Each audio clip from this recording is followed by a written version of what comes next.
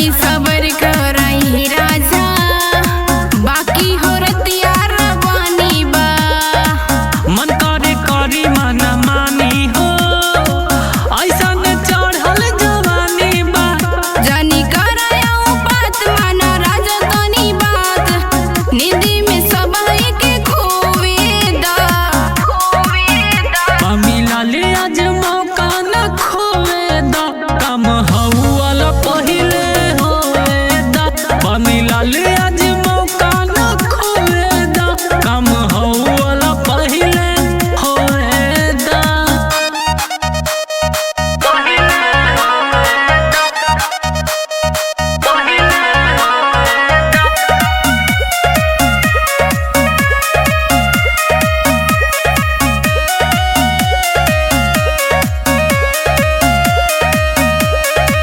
कोई डिमांड तो हर पूरा हो,